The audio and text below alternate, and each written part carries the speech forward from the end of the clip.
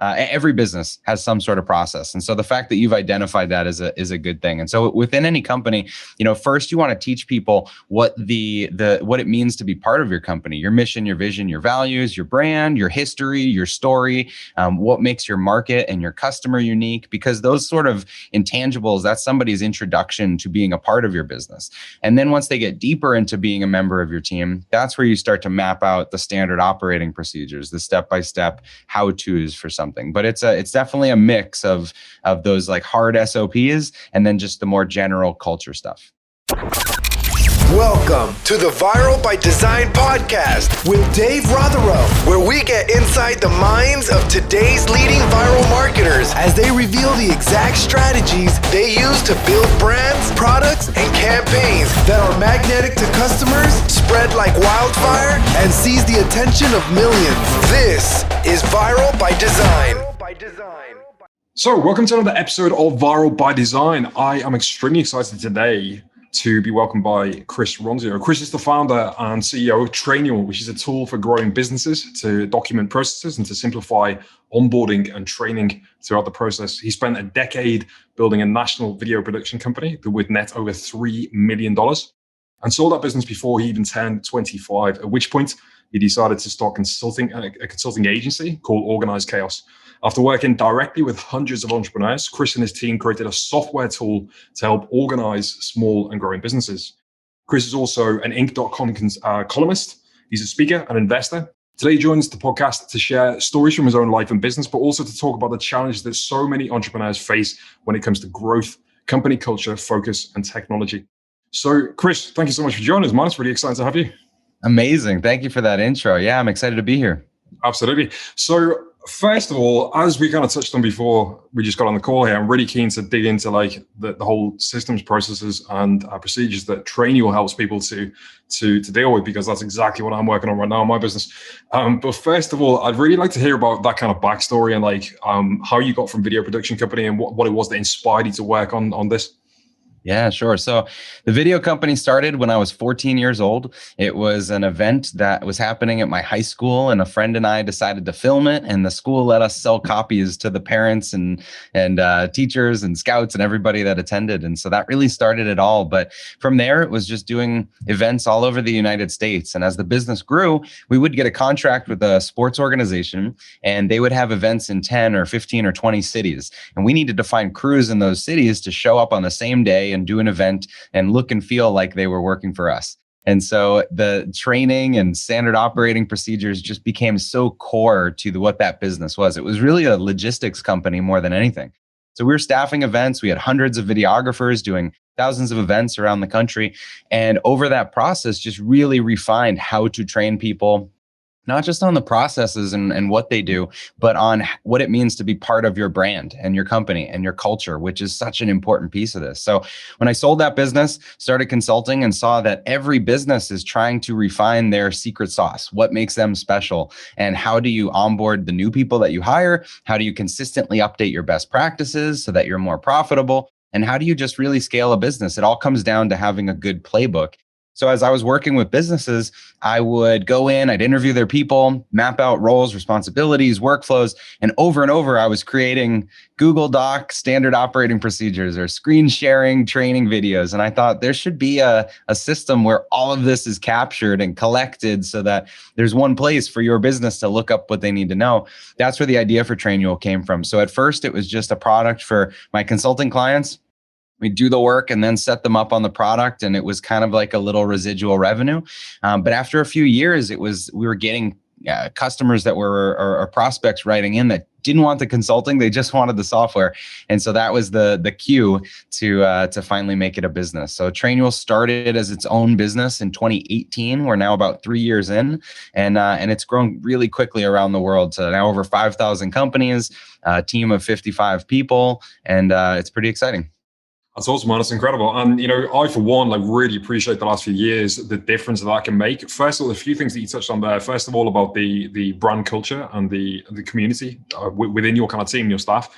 Yeah. And also the importance and the power of documenting processes, right? So one thing which, when I first came into this kind of process, where my mentor was telling me, hey, Dave, you need to start documenting this stuff and sending it to standard operating procedures. That's the way you scale. And my immediate reaction was, I can't document this. This is all like, it's completely different every time. It's complete creativity. So we do advertising, like creative advertising. Yeah. There's no kind of standard operating procedure to it. So how do I do that? And what I've kind of learned over time is that there is always a thought process, right? So I'd love to hear like how you go in and you mentioned going into those companies and interviewing people. What does that process look like? And how do you extract from them their kind of secret sauce and turn that into something which is repeatable? Yeah. So what you have is creativity. You've got an expertise in generating creative ideas. And it's the same way that like a surgeon knows what to do when they open someone up, right? Like there is this knowledge that you've gained over time or that you have intuitively that can't be documented, but there is a process around everything. There's protocols and procedures around how do you charge a client? How do you take them through your onboarding process? What's the frequency that you bill them? What does a slide deck look like when you're presenting content to them? So every business has content, whether it's surrounding the creative or it is the creative. You know, not every business has some sort of process. And so the fact that you've identified that is a good thing. And so within any company, you know, first you want to teach people what what it means to be part of your company, your mission, your vision, your values, your brand, your history, your story, what makes your market and your customer unique, because those sort of intangibles, that's somebody's introduction to being a part of your business. And then once they get deeper into being a member of your team, that's where you start to map out the standard operating procedures, the step-by-step how-tos for something. But it's definitely a mix of those like hard SOPs and then just the more general culture stuff. Yeah, got it. Yeah. And I mean, I think the culture thing is huge as well, right? Like, so this is another thing which I've discovered in the last few years is actually wrapping brand values and mission statements. This kind of stuff just sounded so like woozy to me. Like a few years ago, it's like this is all just nonsense. You know, I'm trying to run a business here. But then like what I've come to realize is that two of the most recent staff that I hired said the exact same thing. It feels like the stars are aligning. It feels like this role is for me, you know? And it's incredible. And that's all completely down to like mission statements and brand values and this kind of stuff. I'm curious about like Trainual and your brand. Like, what are your values? What's your mission statement? If you give an example for people listening. Yeah, sure. So, so for us, the vision is like the big thing that you're chasing. So it could be 10 or 20 years away. And for us, that's that every small business will have a playbook. And the reason they don't have a playbook right now is that because it's either too hard to create, it takes too much time, they don't have the expertise, the bandwidth. And so that's the big picture of what we're trying to create this simple, accessible software for. And so that's how we define the vision. Our mission is a more tangible thing. You'd think of it like a mission to the moon or a mission to Mars. There's a date on it. There's some finite measurements. And so what our measurement is 25,000 small business playbooks. And so that's what we're all rallied around over the next couple of years. That's how we define the mission. And then our values, these are very tangible things with stories behind them. And so I can go through all 6 of our values. Collect experiences is the first one. So this we define as, not just being all about work, but doing cool things outside of work, and how what you do in your job enables you to afford cool experiences, whether they're traveling and being relatable to other people. And so we're all about experiences. We even go so far as to give people an experience budget. Everyone that works for us gets a $500 experience budget to do anything. Like, could be a new restaurant, could be a weekend trip that they do, could be something they bought and built, could be a race that they're training for. So really anything that's an experience. That's how we make that one come alive.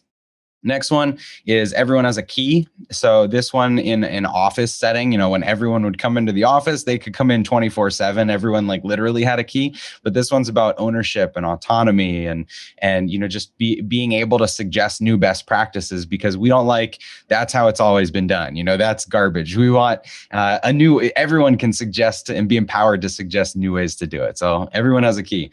Collect experiences, everyone has a key. The next one is no red tape. So this is no bureaucracy. You could think that process and policy causes bureaucracy, and that's not what it's about at all. And so anytime that we're layering in things to make it difficult, we get rid of processes and policies as often as we create them. And so everybody, is free to call those things out.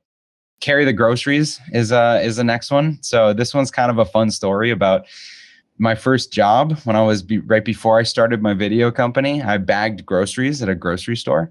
And so this was, you'd help someone bring those groceries to their car, and it was unexpected. It was helpful. It was, you're going out of your way. And we want all of our people to be collaborative in that way and help others. And then the next one is make ideas happen. So this one's about not just letting things sit on a to-do list, but letting them actually come to life. It's about accountability. It's about moving fast, execution, experimentation, learning. And so you can hear that these things, they're not just these trite little statements. There's an actual story behind them. There's an analogy. There's something that people identify with. We do awards where every month we're awarding someone for representing one of these values. We have Slack channels where we're praising each other for representing the different values. And it's language that we use internally to make sure our people are aligned. So whether we're hiring someone or in some cases when we've had to let someone go, we can point back to these values as they, did they exemplify what it means to be part of our team? So it's been super strong for building culture. That's awesome, man. And it's really impressive that you got them all memorized there as well. That's great. So the experience of using Trainual then, when if somebody's like a business right now and they're like absolutely going through it and they feel like they've got a gazillion different hats in their business, like what's the experience like when they sign up and what can they expect in the first 30 to 60 days? Yeah. So when you sign up, we're trying to help you create the structure for your business. So what roles do you have? What is your industry? What is most pressing for you to document? Are you planning for a new hire that's starting next week? Or are you really trying to build this foundation more broadly for your business? And so I would recommend for everyone to take advantage of our free setup sessions that our customer success reps do because they will customize Trainual for your business. So that should be your first experience is either getting on a webinar that we host or getting on a one-to-one session to build out what your company looks like. And so every business has these 4 elements to it that I say the elements of a playbook. There's the profile of your company, which is all this culture stuff we're talking about. Then there's your people and who does what and the organization, the departments and teams. Then there's your policies, your rules, your handbook, and then there's your processes. And so if we can help you structure that for your business, then you can build it out and it's really easy to create content. But that's the first step is the structure. That's really cool. So, and then do you kind of allow like customers to have a portal as well, so they can log in and take a look at like customer needs and stuff as well, customer docs? Yeah, so you can invite anyone into the system that you want. We use a role-based permission system. So you can create a role for a customer so that they can come into your Trainual account and only see content that you want customers to see. And so if there's certain processes in your business, like a customer onboarding that, it's communication protocols or how to work with you most effectively, you can just tag those things as being customer-centric. And then when you invite them in, that's all they can see. They can't see the rest. We even do this with candidates. So when people apply to work at Trainual, we have a candidate role that gives them access to certain content that we want them to go through as they're applying so that we can see who's serious about working for us. And so we recommend that, have a lot of companies that use that as well. So you can control the permissions of who sees what, but it's very flexible. That's great. So if people are listening to this right now, what's the kind of person this works for? Like how will people know if this is a good fit for them? So the only real limitation is you have to have an email address in order to get in. And so if you have a team that you don't have emails for, then it's probably not the right fit yet. Maybe in the future, but for right now, it works really well for anyone using smartphones, anyone using iPads or other tablets, anyone using a computer as part of their job, so that you can enter their email and invite them in to learn about your business. And then there's an Android app, an iOS app, and so any type of business that needs quick reference to how-tos on the go, it's a good fit for that as well. The best type of company is typically a service type of company. Like you mentioned, you have an agency. So an agency or any other service business usually requires people in order to grow. By adding people to your operation, you take on more work, you take on more revenue, and that's how you grow. And when you add people, consistency is really what matters. And so training is what yields consistency. And so it tends to be people-powered businesses that we're best for. Right, got it. Hey, one thing that we've run into is like what's worth documenting. You kind of touched on this before with like the creative stuff, like what's worth documenting and what's kind of over-egging it, like, and where you kind of get to a point where you run in circles around yourself and it's not really useful anymore. The only reason to document something is because you want to delegate that thing. And so if it's something that one person in your business does and they've done it forever and there's no sense in changing it, then it's not the most pressing thing to document. The things you document are the things that we're going to have 10 or 50 or 100 people doing. And so we want consistency, or we're planning to promote someone and we need to take this off this person's plate. So let's document that thing because we're delegating it.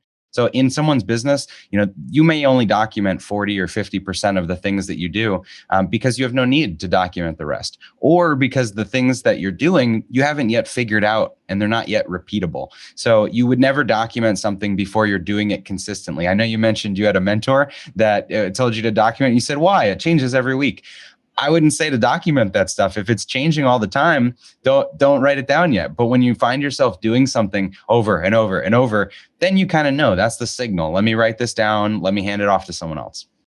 Yeah, that makes sense. And one of the big things really that we're redocumenting right now, which I originally did, was client onboarding.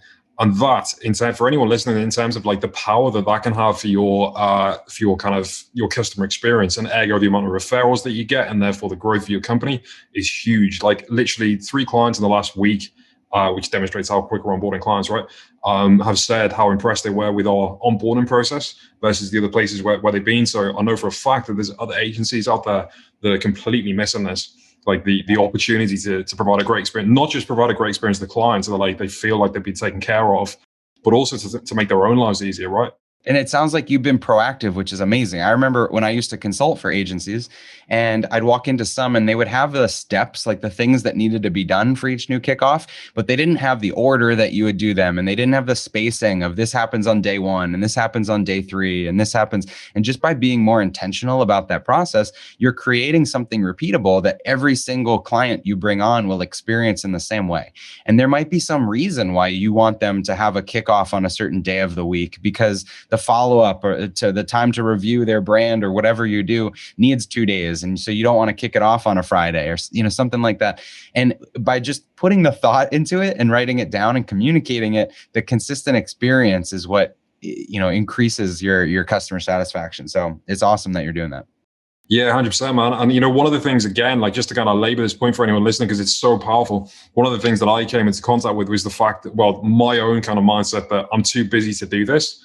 And then, it gets put off. But then in reality, like in the long term, if you do take the time to actually think about this and sit down and map it out in a tool like Trainual, then the amount of time that's going to save you in the future, and the amount of headaches and the increase in the amount of clients that you can onboard, or the amount of whatever that process is just huge, just massive. Taking the time to do it right now is, massive. Yeah, everyone's always too busy to do it until right before they're successful. Yeah, that's true.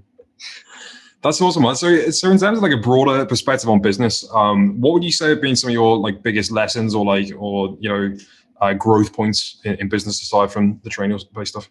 Yeah, so aside from Trainual, one of the biggest things for me was stripping down what I did. And so this would be important for agencies or any other type of business.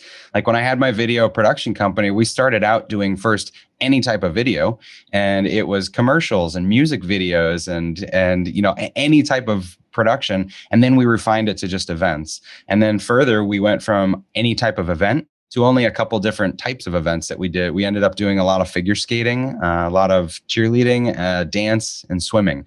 And so, we picked a particular type of event, and every time we got more narrow, we got better at our workflow because we get more efficient at doing things the same way, and you get easier to refer. You mentioned referability. When we were doing we became the company that did this sport, it was like every event in that sport wanted the best company for that sport. And so our referability just skyrocketed. And so for a lot of businesses I would consult for, you'd see that they have so many services, so many different types of projects that they do for customers, because you're letting your customers dictate what you do, as opposed to cutting down your list of services and saying, we do these 3 things amazing, and we're the best for those 3 things. And so I think that's something anyone can take a look at and just refine, cut down, narrow your scope. Yeah, 100%, man. That's great advice for sure. One thing which is coming up as well is this kind of the concept of repeatability. And it's kind of like every really huge successful chain kind of follows this model, right? So your Starbucks of the world, the McDonald's of the world, Burger Kings, etc. Like all of these people who've got these massive businesses are able to do so because they can do that repeatable thing, right? They've standardized it so that, I guess there's 2 sides to that. So it's easy for them, but also because people know what they're going to get as well, right? It's like, it's a simplified product Yeah. that they Know what to expect. Yeah, it's sort of. I don't know if you've ever read or heard of the book The E-Myth. It's a amazing book, and so Michael E. Gerber, who wrote that, is actually one of our advisors at Trainual. And I remember reading that and hearing about this franchise prototype and the idea that any business should run as if you wanted to franchise, even though you have no intent of franchising. You want to run so that it's so buttoned up that we could repeat this operation in different cities, in different countries. And so if you look at franchises like McDonald's or like Starbucks as an example, just think of how fine-tuned their pricing, their menu of services, their way that they serve customers, the way that they ring you up, the way that they hire people. Everything is so fine-tuned. And if you can do that in your small business, that's what unlocks scale. It's not that they got there once they were scaled. That's what unlocked the scale to grow. Yeah, no, it's huge. It's such a great concept you're talking about, and as I keep saying, like, this is something which we're going through right now. So, like, I'm a massive advocate for everything you're saying. Anyone who's listening, where can they find out more about Trainual? Where can they get involved with your work? Sure. Trainual is just trainual.com, like a training manual. You can look for me on LinkedIn, Instagram at Chris Ronzio, and message me directly. I'd be happy to connect with anyone on here. That's awesome, man. Chris, thanks so much for your time and your wisdom. It's been awesome. Great to meet you. Thanks again. Thanks, man. This has been the Viral by Design podcast with Dave Rotherow. For more viral marketing secrets and to get detailed cliff notes on all episodes, visit viralbydesign.net.